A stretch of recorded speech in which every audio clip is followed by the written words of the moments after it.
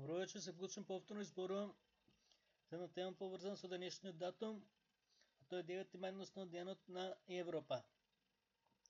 Денес е роден ден на ЕУ, среќен роден ден ЕУ за тебе, ЕУ Инфоцентар, Фондација Конрад Аденауер, Европско движење и слични останати институции поврзани со ЕУ. Глобалистите поаѓаат од теоријата цел свет во НАТО, цел Европа во ЕУ, што е според мен единствен правилен и исправен начин да се продолжи напред. Денес е ден на Европа и никако поинаку. Така наречената Москва се обидува да го фалсификува датумот, но од тоа нема ништо.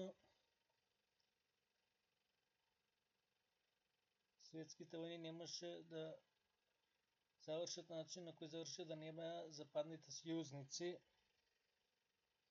Тоа секој еден го знае.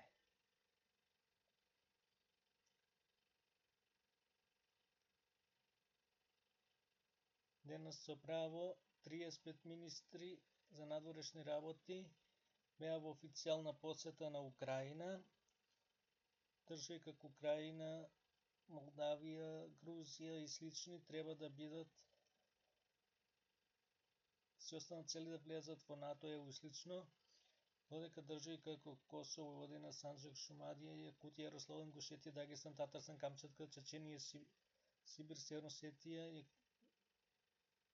Карачи, Черкезија, Камчатка, Чеченија, Сибир, Тибет, Тајван, Мако, Хонг Конг треба да бидат меѓународно признати во ООН, потоа да бидат интегрирани таму каде треба.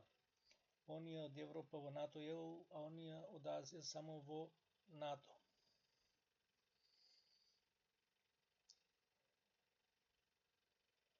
Да не забораваме дека и Лиз Трас пред некоја година бараше членство на Тајван во НАТО.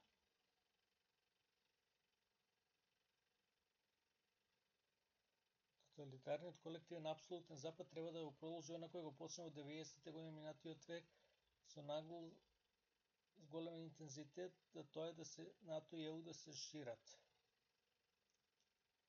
ЕУ треба да продолжи да прифаќа нови држави членки, а тие кои се веќе во ЕУ да го воведат еврото.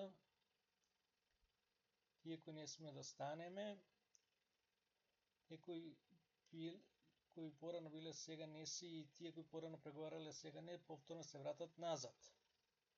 На тој начин ќе успееме да го поразиме така речениот исток.